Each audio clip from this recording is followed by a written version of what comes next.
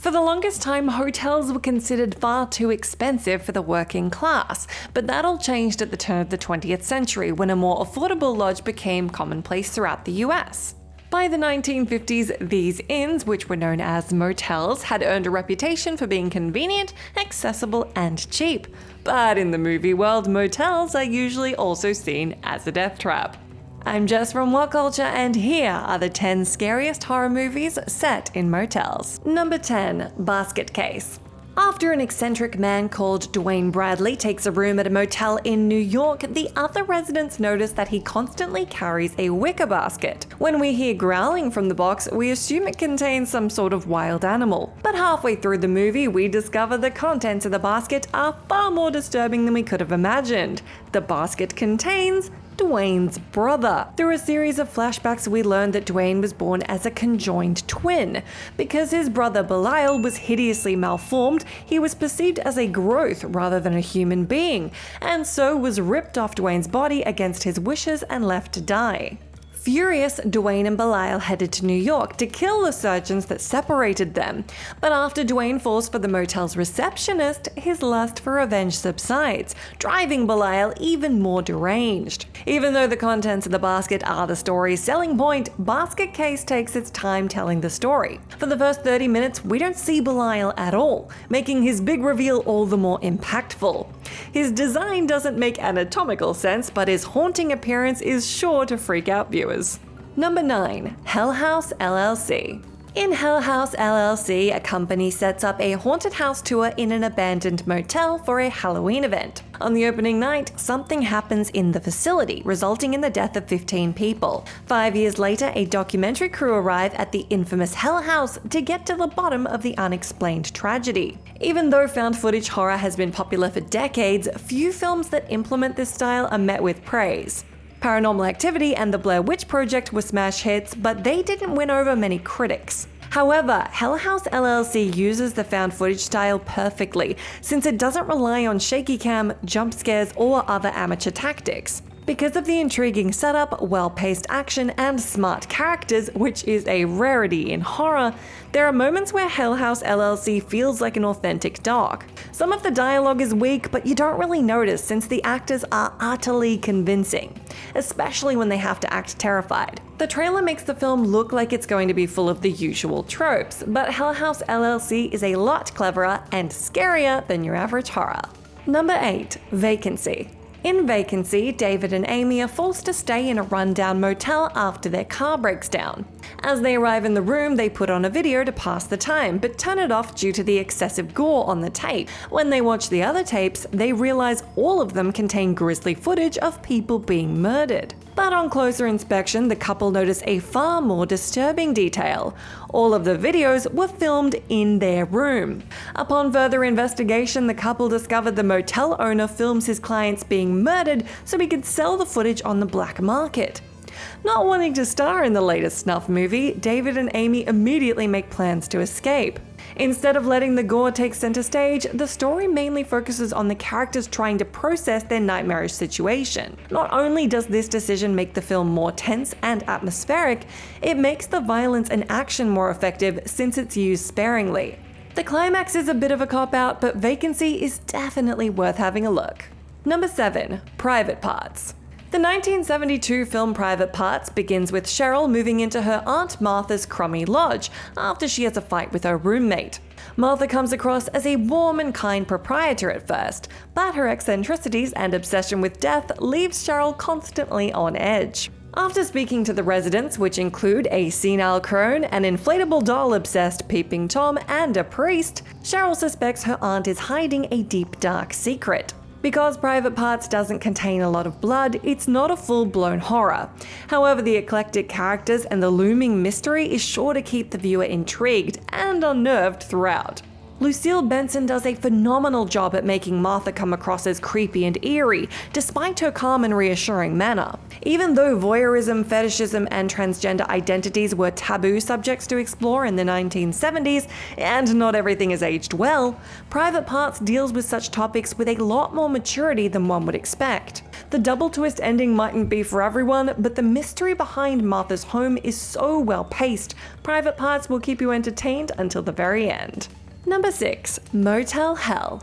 During the 1970s and 1980s, slashers like Halloween, Friday the 13th, and Nightmare on Elm Street were dominating the box office. However, audiences quickly tired of the genre, arguing that the films were becoming too formulaic and predictable. So when Motel Hell came out in 1980, it felt like a breath of fresh air. The film revolves around a farmer and his sister luring people into their lodge so they can kill them and turn them into sausages. The premise may be a little bit nuts, but Motel Hell's comedic tone prevented it from coming across as just another forgettable horror flick.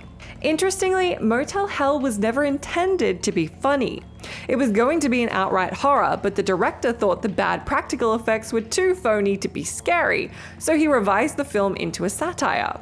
This last-minute decision worked out, since critics like Roger Ebert praised the movie's ability to balance humor and horror. However, Motel Hell can't be accused of being a full-on comedy, since it does have its moments that are genuinely horrifying and gut-wrenching. Number 5. Hostel Part 2. Hostel Part 2 begins with 3 female college students, Beth, Lorna, and Whitney, in Italy, discussing how they're getting tired of their party girl lifestyles. After an encounter with a mysterious model, the girls are convinced to stay at a spa in a tranquil Slovakian town. Unbeknownst to the girls, their passport details are keyed into an auction website as soon as they enter the spa. After one of the girls is bought, the facility owners will kidnap her and send her to the highest bidder, who will then commit any deplorable act he desires on his latest purchase. It didn't seem possible, but the director Eli Roth somehow forged a sequel more disturbing than its predecessor. Even though Hostel helped popularize the term torture porn, the follow-up's gore is more gruesome and sadistic. On top of that, the writing is smarter and snappier, making it all the more harrowing when one of these girls meets their maker in a grotesque fashion. Although Hostel made you think twice about going backpacking around Europe, Hostel Part 2 makes you think twice about leaving the house ever again. Number 4. 1408. 1408 centers around an author called Mike Enslin who deals with the supernatural. Based on that premise alone, you know this story was penned by Stephen King. For years, Enslin has made a career discrediting paranormal stories all across the US. While in New York, he hears about an inn called the Dolphin that claims to have the most haunted room in the country. The manager, Gerald Olin, informs Enslin that no resident has survived longer than 1 hour after entering room 1408. Dubious of Olin's claims, Enslin accepts the challenge and enters the room. For the next 60 minutes, all of Enslin's cynicism for the paranormal is stripped away as the room compels him to experience every haunting scenario possible. Even though the premise is intriguing, it's so flimsy. You wouldn't think there would be enough material for an entire film without resorting to cliches. However, the film's dark sense of humor, solid performances, and creative scares keep you engaged throughout. Also, the fact that there is no explanation why 1408 is haunted except it's an evil freaking room makes it all the more petrifying. Number 3. The Devil's Rejects. Since House of a Thousand Corpses had an open ending, fans of Rob Zombie's film weren't surprised to see the murderous Firefly family return in the sequel, Devil's Rejects. After the authorities discover Captain Spaulding and his cronies are responsible for dozens of homicides, the cops hunt down the killer family, forcing them to go on the run. Realizing they're outmanned and outgunned, the crazed maniacs take refuge in a motel, hoping to use hostages as leverage. Good sequels are a rarity in the film industry, especially in the horror genre, but The Devil's Rejects is superior than its predecessor in virtually every way. Not only are the characters more defined and the dialogue is sharper, the scares and gore are more intense and visceral. Don't let the R rating fool you, this film deserves an X rating. The Devil's Rejects is Zombie's best and most brutal film, so it's a must-watch if you're a fan of his work. But if you're a casual viewer, it's best to give this one a miss since some of the violence is not for the faint of heart. Number 2. Identity. In Identity, 10 strangers are forced to stay at a motel after the roads in the area become flooded. After they start dying one by one, the group realize there is a murderer among them, although they seemingly have no connection to one another. They discover that they all have the exact same birthday, proving there's a deeper link between them. The plot may seem a little derivative at first, but there's a big rug-pulling moment that proves identity isn't a simple whodunit. Anytime you feel like you have some idea where the plot is going, you're blindsided by another unexpected turn. Having too many twists can overcomplicate a story, especially when one is thrown in at the last minute.